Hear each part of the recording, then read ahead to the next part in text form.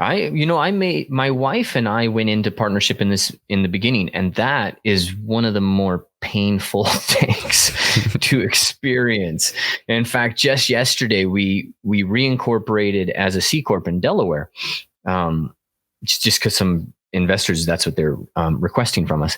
And we exited my wife from the business. So all the shares just went to me because it's too hard, like, we had to make a decision. What's the better relationship? And obviously the better relationship is husband and wife than business partner. I mean, that was just an ancillary thing. But that's hard to deal with. And, I think the primary thing that I look at now and that I like to help people understand is that as a creative, you're a business person, whatever, doesn't matter. You might be an employee, you might have your own company. Who cares? Either way, in today's industry, when the half-life of a skill is probably 2 years now, maybe 3 if you're lucky, and you're having to reskill. If you are focused entirely on you as an artist and what you are a specialist in today, you will be out of a job in 5 years, hands down, guaranteed. I saw it, I experienced it. The whole world of digital sculpting that I helped, educate and I help, like, that world is still a very powerful, very thriving world, but it's much more competitive today. And so much of that has been moved to different geolocations that pay different salaries. And so that affects where I am here in California, in Laguna Beach, California, and you're Orange County. So, this place is insane, And so there's all these pressures and these things that kind of affect it. And I've spent a little bit of time today trying to educate my digital sculptors to the fact that they have to wake up to realize that there's a half-life to this skill. Like, digital sculpting will change. It will, and you got to be ready for what's next. It's still very viable. It's still lovely. It's if I have time to myself, I'm not spending that time, let's go in Substance Painter and do some stuff. I love Substance Painter, but if I have time to myself, I sculpt a face. Yeah.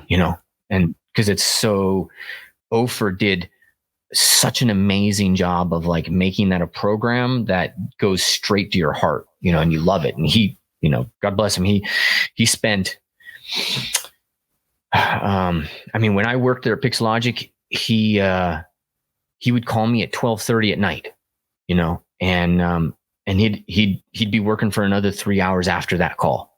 I'd be asleep after that call because I was like, this is crazy. And then he'd be in the office before I was in the office at 7:00, right? So he gave his life to making this program that connects with people and changes their life. And, you get a sense of it in there. But all of these skills have a half-life, and we have to always be thinking about ourselves, not just as this specialist that somebody's going to trade time for dollars, but you got to think of yourself as a brand and a business. And how do you expand outside of that? And education is one part of that.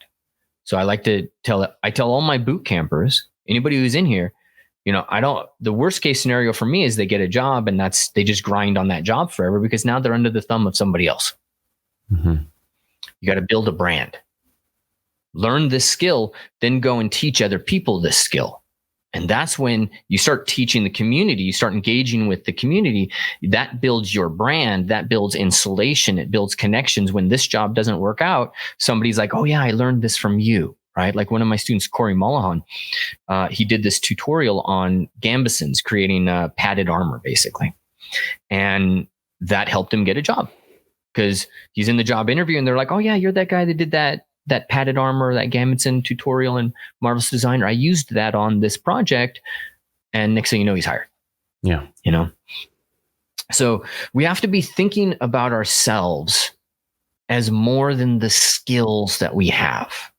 And I think that's the problem that we as creatives have. It's actually fundamental to our existence because we must dive in deep into our skill, develop that skill, and then we bring all that capacity back up to the surface to say, hey, I can do this.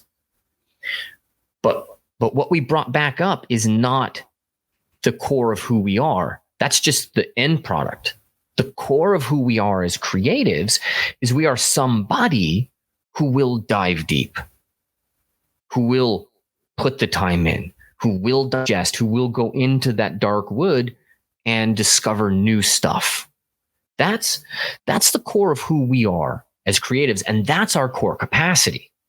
That's the capacity that's going to create a brand and create revenue for us and create future jobs for us when AI and machine learning. I mean, machine learning now is doing stuff with 3D faces that blows my mind. And so are we in a world where Vimal and Hossein and these guys are going to be the best facial digital sculptors? Well, we are now. But what's going to happen in 5 years? You know, can I just feed a bunch of frames to the computer and it outputs Jean-Claude Van Damme? Yeah. It's going to happen. Yeah. I mean, just a question. Yeah. Look at those deep face oh my God. Oh my God. So awesome. Yeah. It's so great. But there's one I like, Control Shift Face. I'm actually subscribed to his Patreon, and he's just unreal. So is he? So that guy, he's like the main guy doing this, right? And all those YouTube virals is most likely from Control Shift Face, and it's just one guy. I feel like it's like a whole government. I know. Right? That's just putting these out just to usher in a new world right here. But yeah.